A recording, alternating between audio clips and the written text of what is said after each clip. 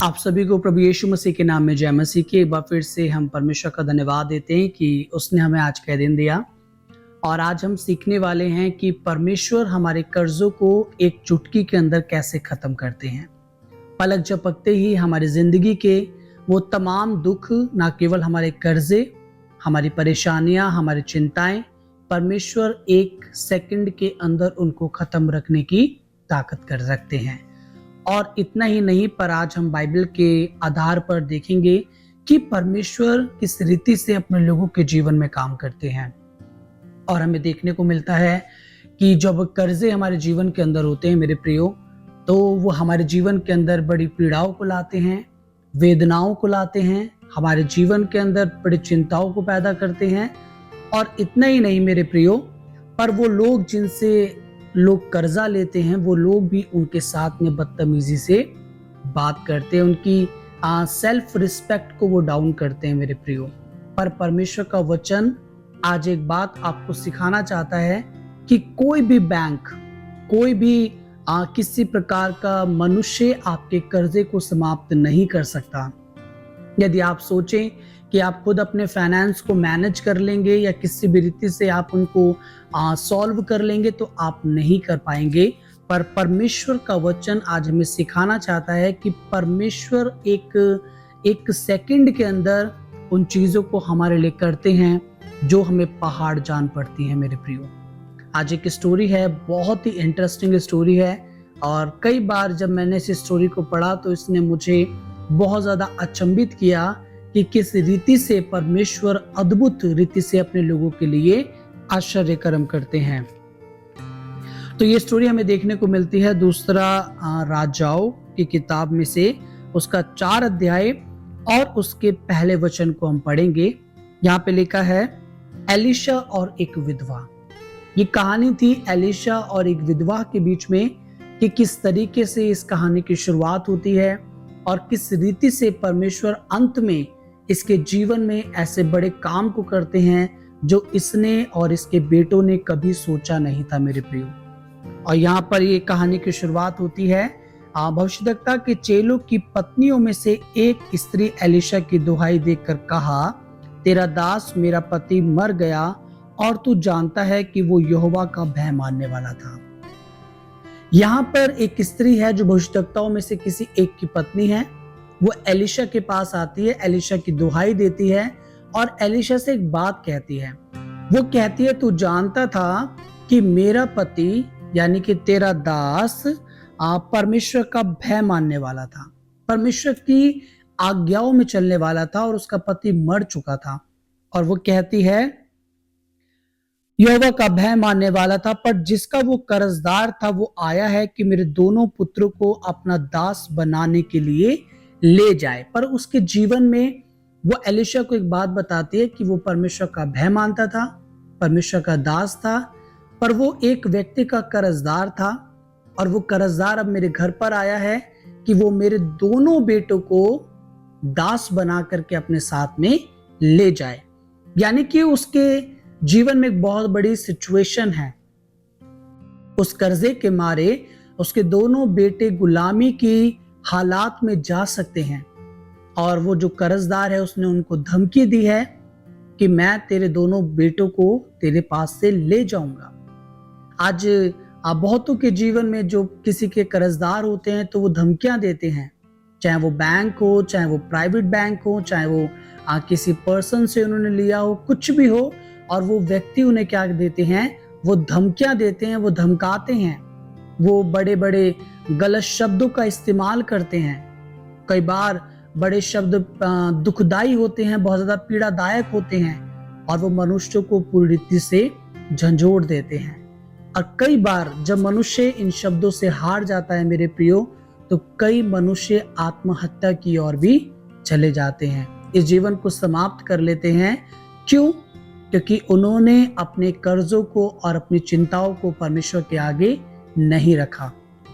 पर ये स्त्री बड़ी समझदार थी, उसने एलीशा की दुहाई दी, क्योंकि वो जानती थी कि एलीशा परमेश्वर की नजदीकी में रहता है, परमेश्वर का दास है और वो कोई ना कोई जरूर मेरे लिए परमेश्वर की ओर से उपाय करेगा। और उसके बाद लिखा है एलिशा ने उससे पूछा, मैं तेरे लिए क्या करूं? और एलिशा उससे एक सवाल पूछता है कि बता मैं तेरे लिए क्या करूं? उसने लिखा, उसने कहा, तेरी दासी के घर में एक हांडी तेल को छोड़ और कुछ नहीं है। उसने कहा, तू बाहर जाकर अपनी सब पड़ोसनी से खाली बर्तन मांग ले आ और थोड़े बर्तन ना लाना। जब एलिशा ने उससे पूछा मैं तेरे लिए क्या करूं, तो वो एक बात वहां पर बोलती है। जब आप बाइबल को पढ़ते हैं ना, तो बड़े इंटरेस्टिंगली आप उसको पढ़ें, क्योंकि आपको वहां पर देखने को मिलेगा कुछ वहां पर अलग। एलिशा ने उससे सवाल किया कि मैं तेरे लिए क्या करूं, वो सवाल का जवाब क्या देती है कि मेरे घर में सिर्फ थोड़ा सा तेल है। तो वो जानती थी कि एलिशा परमेश्वर का नाम लेकर के कुछ अद्भुत कर सकता है, कुछ भी अचंभित कर सकता है, और कोई बड़ा आश्चर्यकर्म उसके द्वारा परमेश्वर कर सकता है।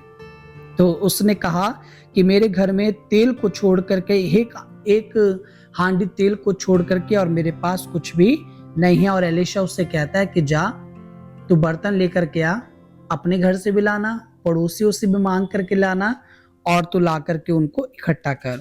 फिर लिखा है, फिर तू अपने बेटों समेत अपने घर में जा और द्वार बंद करके उन सब बर्तनों में तेल उंडेल देना, और जो भर जाए उन्हें अलग रखना। और वहां पर एलिशा एक बात उसको बोलता है कि घर का दरवाजा बंद करके अपने बेटों के साथ जा करके वो तेल जो तेरे पास एक हांडी तेल है वो सारी हांडियों के अंदर उंडेल देना। और उसके बाद लेगा, तब वो उसके पास से चली गई और अपने बेटों समेत अपने घर जाकर द्वार बंद किया। तब वे उसके पास बर्तन लाते गए और वो उंडेलती गई। जब बर्तन भर गए तब उसने अपने बेटों से कहा, मेरे पास एक और भी ले आ। उसने कहा, और बर्तन तो नहीं रहा। जितने बर्तन भी वो लेकर के उन्होंने इकट्ठे करे थे, उनके बर्तन, पड़ोसियों के बर्तन, वो सारे के सारे एक अद्भुत रीति से क्या होते चले गए, ऑटोमेटिक भरते चले गए। सोच करके देखिए, तेल सिर्फ एक हांडी है और एलिशा उसको एक आज्ञा देकर के भेजता है, और वो क्या करती है, उस आज्ञा के अनुसार करती है और उंडेलती जाती है, और परमेश्वर की भरपूरी उस तेल में होती है, और वो भरते जाते हैं, बर्तन भरते जाते हैं, और अंत में वो कहते हैं, एक और बर्तन मेरे पास लाओ। तेल मेरे पास निकलता जा रहा है, एक और बर्तन हम भर लेते हैं। कई बार मनुष्य के जीवन में लालच भी आ जाता है, जैसे किसी स्त्री के जीवन में भी आया, उसने कहा एक और बर्तन ले आओ, पर उसके बेटों ने कहा हमारे पास बर्तन नहीं बचे। और आगे लिखा है, जब बर्तन भर गए तब उसने अपने बेटों से कहा, मेरे पास एक और भी ले आ। उसने उनसे कहा, और बर्तन तो नहीं रहा। और आगे लिखा है, तब तेल रुक गया। और उसके बाद एक बड़ी अचंभित सी बात होती है कि जो तेल उमड़े जा रहा था वो ऑटोमेटिक क्या होता है, बंद हो जाता है।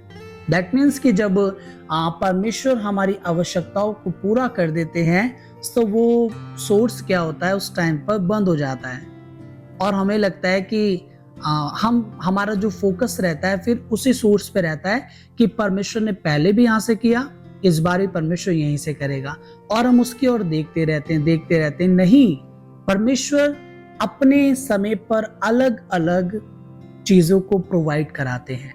शायद आज तेल है, कल आटा होगा। एलिया जब किसी विधवा के घर में गया था तब उसने कहा, मेरे पास कुछ नहीं है, सिर्फ एक मुट्ठी भर मैदा है जिसे मैं और मेरा पुत्र खाएंगे और मर जाएंगे। पर वहां पर एलिया ने कहा, पहले जाकर के लिए मेरे ले ला। अब वो लेने के लिए दौड़ी, उसके लिए बना करके उसको दिया, और बाइबल कहती है वो कुप्पी में का तेल और कनस्तर में का आटा कभी घटने नहीं पाया।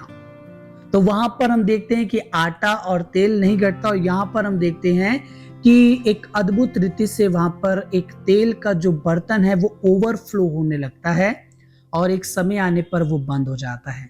सो आपके जीवन में भी जब आपको लगे कि ये वाला रास्ता आपको उस रास्ते से बहुत मिल जाए, फिर एकदम से सडनली वो रास्ता बंद हो जाए, तो आप उसके ऊपर फोकस ना करें, आप आगे बढ़ें। परमेश्वर आगे आपके लिए कुछ ना कुछ जरूर इंतजाम रखेंगे, वो जरूर आपके लिए कुछ ना कुछ आगे आपके लिए करने जा रहे हैं। सो आप पीछे की बातों पर ध्यान ना रखें, पर आप निरंतर आगे की ओर देखते जाएं। और आगे लिखा है, तब उसने जाकर परमेश्वर के भक्त को यह बता दिया, और उसने कहा, जा तेल बेचकर ऋण भर दे।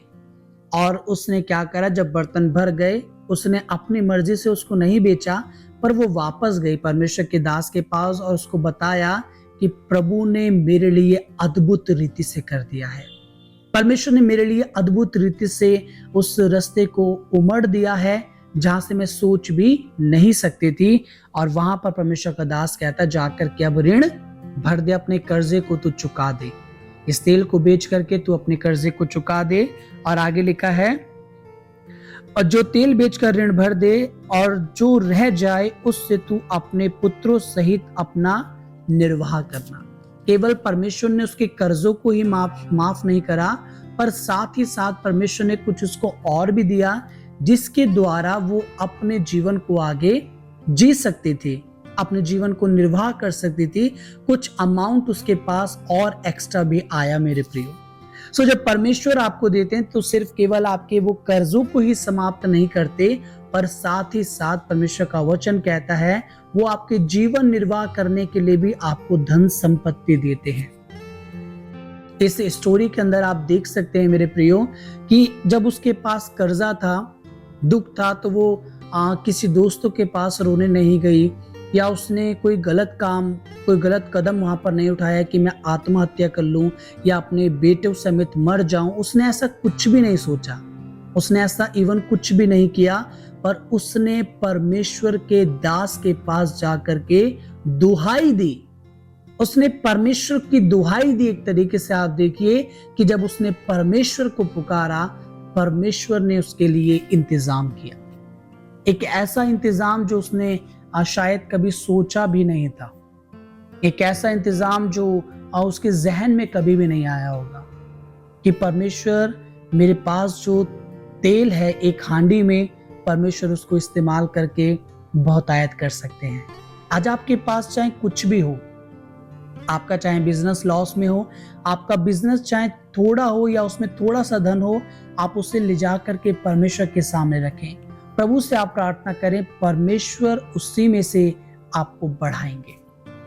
आप मत देखें कि मेरे लिए कोई बड़ा सोर्स आएगा, मेरी कोई हेल्प करने के लिए आएगा, मुझे कोई 10, 20, 50 लाख दे देगा कि मैं अच्छे से अपना बिजनेस कर सकूं। नहीं, यदि आपके पास 1000 भी हैं, परमेश्वर उस 1000 में अपनी आशीष को उंडेलेगा और वो 1000 आपके लिए करोड़ बन जाएंगे मेरे प्रियो। मैं ये आपको इसलिए बताना चाहता हूं, ये वचन आज इसलिए मैंने आपको दिया है कि आप परमेश्वर की विश्वास योग्यता पर भरोसा रखें। अपने कर्जों के लिए आप केवल परमेश्वर से प्रार्थना करें, अपनी चिंताओं को परमेश्वर के आप सम्मुख रखें और आप कुछ भी मत करें, क्योंकि आपका परमेश्वर आपसे प्रेम करता है और वो आपको कभी भी आपके दुखों में नहीं देख सकता। वो आपकी चिंता करता है, आपसे प्रेम करता है, और वो आज आपसे कहना चाहता है, चाहे कितनी भी घोर परिस्थितियां क्यों ना हो, कितने भी भयंकर अकाल क्यों ना आपके जीवन में पड़े हों, पर परमेश्वर उन चीजों को आपके जीवन से समाप्त कर देंगे, क्योंकि प्रभु आपसे बहुत प्यार करते हैं। वो परमेश्वर का दास था, उसका पति परमेश्वर का दास था, फिर भी कर्जदार था। आज हम भी जब कई बार प्रभु के पीछे चलते हैं, हमारे जीवन में भी कई बार इस प्रकार से कर्जे आ सकते हैं, पर प्रभु अपने समय पर अद्भुत रीति से उन कर्जों को समाप्त कर देगा और परमेश्वर हमें कभी भी कर्जदार बन करके नहीं रहने देगा मेरे प्रियो। कभी भी आपकी वो इज्जत को गिरने नहीं देगा, पर निरंतर आपको संभालेगा, क्योंकि आपका परमेश्वर आपसे प्रेम करता है। सो प्रभु आपको इन वचनों के द्वारा बहुत ऐसे आशीषित करे। आज का दिन आपके लिए बहुत आशीष में हो। प्रभु आपसे यही कहना चाहते हैं कि मैं तुम्हारे लिए सब कुछ पूरा करने वाला परमेश्वर हूँ। सो एक बार फिर से हम परमेश्वर का धन्यवाद देते हैं आज के इस दिन के लिए, और फिर दोबारा से मिलेंगे इसी एक नए मैसेज के साथ में, एक नई स्टोरी के साथ में, एक नए पैगाम के साथ कि खुदा हमसे क्या बात करना चाहता है, हमें क्या सिखाना चाहता है और किन मार्गों पर हमें ले जाना चाहता है। प्रभु आपकी अगुवाई करे।